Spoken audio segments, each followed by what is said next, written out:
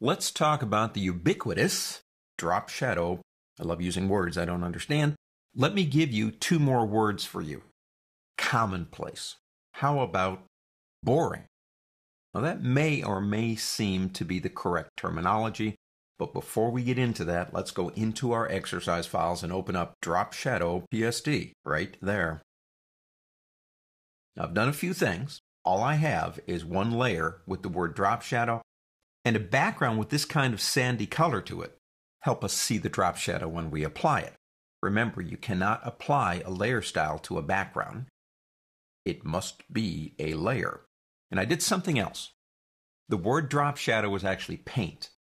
What I want to make sure is you're looking at the same thing I am, and if you don't have the same fonts I'm using, it would change that to another font, which I guess is not the end of the world. But after I typed the word into that layer, it became a text layer. I then went up to the word layer on the pull-down menu and went down to rasterize right there. Now it's grayed out because I already did it. But it turns it into paint. Does not impact layer style one iota. Now drop shadows. Go into the FX button right here. And down at the bottom is the word drop shadow. Go ahead and click that. As you can see, we start seeing this drop shadow. What's going on here is cues to your brain. We know logically, intellectually, that that's a flat surface. There is no drop shadow. But in the way it works, it cues the brain to see something lifting off the surface. That's what a lot of these layer styles do. They create a sense of a three-dimensional aspect in a two-dimensional space.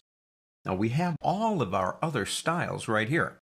So if we wanted to, we could do anything we wanted to that drop shadow without ever leaving the layer style dialog box right here. Let's see what we got. Number one, the shadow itself, not the layer, but the shadow does have a blending mode defaulting to multiply. Multiply kind of multiplies itself into the background, creates a sense almost that the shadow is really there and it's not just some solid color. Multiply is the default. You could try something else if you wanted to.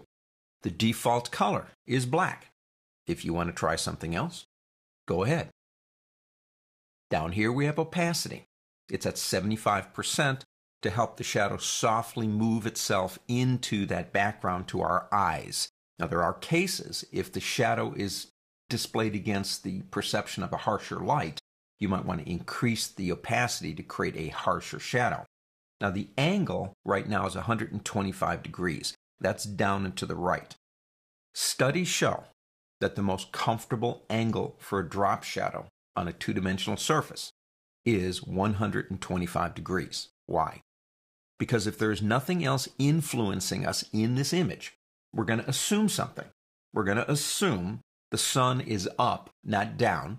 So when the shadow is coming down this way, we assume the light source would be maybe someplace up here. And according to studies, and people really do study this stuff, the best angle for me to feel comfortable with what you have done is down and to the right. Now, global light by default is on. What is that? That means if we apply multiple styles to the image, the light source will always stay the same in all of them. And in most cases, that's probably what you want. The next three options are distance, spread, and size. Now, distance, watch the shadow when I move distance. Now, to me, what that looks like, it's as if the word is rising off of the surface as that shadow becomes more offset. The next one down is spread, which increases the overall density of the shadow. And size is, well, it's kind of like Gaussian blur. And we can soften it or we can harden it up. Let's leave it right about there for now. We do have a preview button over here anytime you want to see the original or you want to see the drop shadow. Down here we have a quality setting in contour. Now what contour does is it changes the curve of the shadow, gives you some interesting ways to display it. And you might want to play around with these. Most of these probably will make the shadow look more surrealistic as opposed to a natural shadow. But you could play around and try doing different things with it that way. If I come back up to this one right here, it puts us back into what might be defined more as a normal shadow. You do have an anti-alias feature here. It's a very subtle thing, but it will soften the shadow slightly, make it look a little bit more natural. And you have a noise option down here. And if we select noise and bring it up, it makes the shadow noisy. Now let's stop for a second. Click OK. We now have the drop shadow right there. We know what opacity does. The whole thing is going to go down. Everything. But fill, remember, because we're dealing with a layer style, we'll drop out the fill color and leave the layer style, and it'll look something, well, look like this.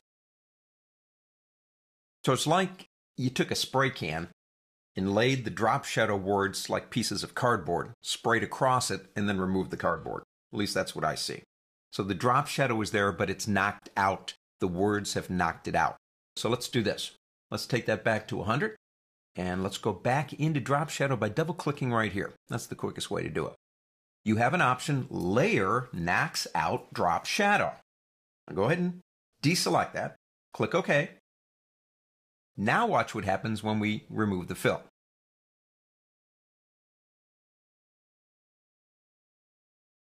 The fill doesn't knock out the shadow. That's exactly what that option means. Let me go ahead and take that back to 100. And let's go one more time into drop shadow.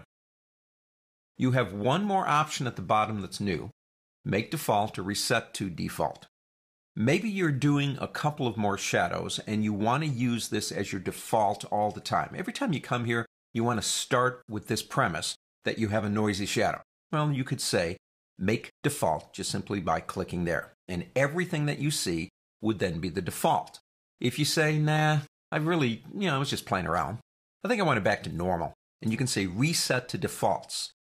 And it'll take it all the way back for you. Remember, layer styles, especially things like drop shadows, are designed to take a two-dimensional space and make it look three-dimensional by giving our brain cues.